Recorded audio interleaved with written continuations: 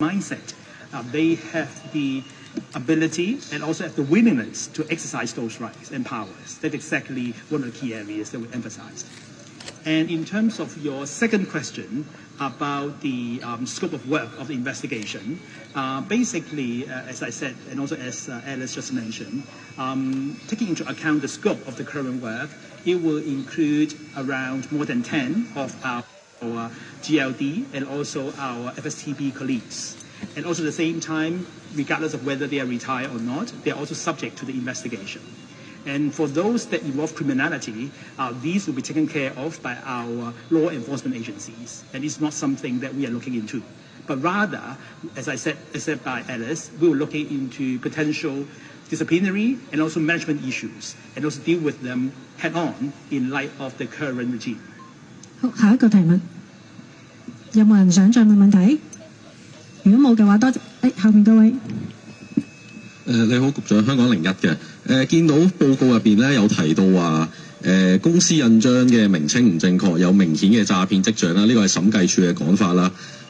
同埋就話即係冇任何部門嘅人即時向相關嘅執法機構舉報啦。想知道當中有冇涉及一啲即係可能政府官員或者職員犯罪嘅行為？呢個會唔會係一陣間即係未來嗰個調查嗰個優先方向咁樣咧？唔該。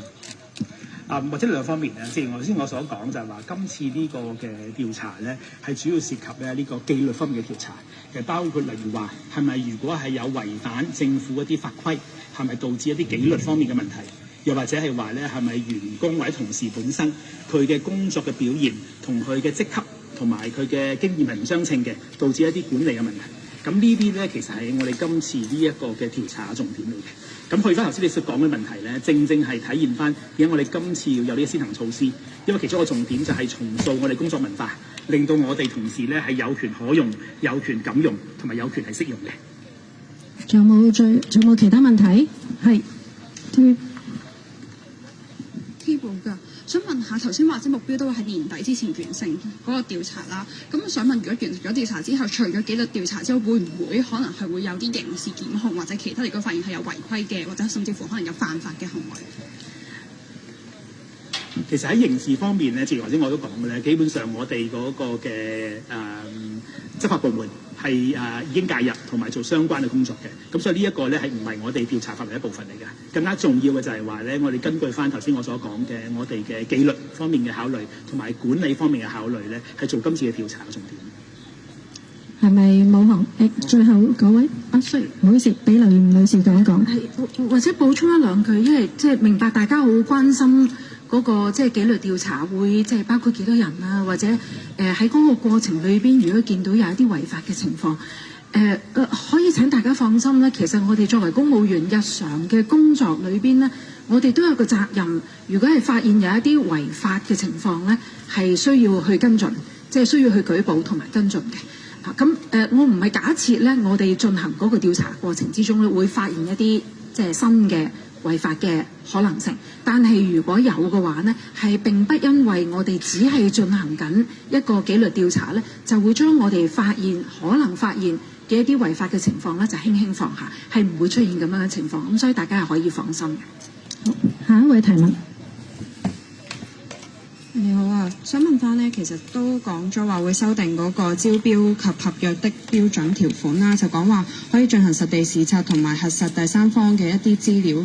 想問下，其實過去喺陰定陰呢一個飲用水嘅事故裏面呢，係咪涉及一啲審核啊，又或者冇進行實地視察、冇核實嘅漏洞呢？可唔可以再交代清楚少少中間嘅一啲過程？其實喺現行我哋就算未做呢啲咁嘅先行措施咧，其實喺合約入面條款咧都有一個比較咧係整體嘅條款嘅，就係話咧嗰個承辦商要配合我哋做一啲嘅標書嘅審核工作，或者一啲履行合約嘅工作嘅，即係基本上咧係有一個整體嘅條款咧係包括晒一啲比較咧係大嘅一啲嘅安排。咁但係我哋今次點解咧係特別聚焦翻咧係要處理翻呢個盡職審查，同埋咧係講頭先你所講咧，例如話第三方嘅嗰個核證咧，亦都包括實地視察咧，因為我哋正見到就係話咧係喺今次成個嗰個事件入面見到嗰個嘅我哋同事喺洞察同埋咧察覺一啲嘅潛在問題嘅時候咧，同埋盡職審查嘅時候咧，的確咧係有啲疏漏嘅。咁所以點解我哋希望一方面咧係提升翻我哋同事嘅呢方面嘅能力，同一時間咧令佢有更加多嘅權力啊，係能夠咧根據嗰個嘅條款更加聚焦、更加具體咁樣咧，係當發現問題，包括例如話咧係佢見到係有一啲嘅假嘅情況，又或者一啲咧係問題令佢覺得承辦商係唔能夠履約嘅時候咧，佢能夠即時去追討合約。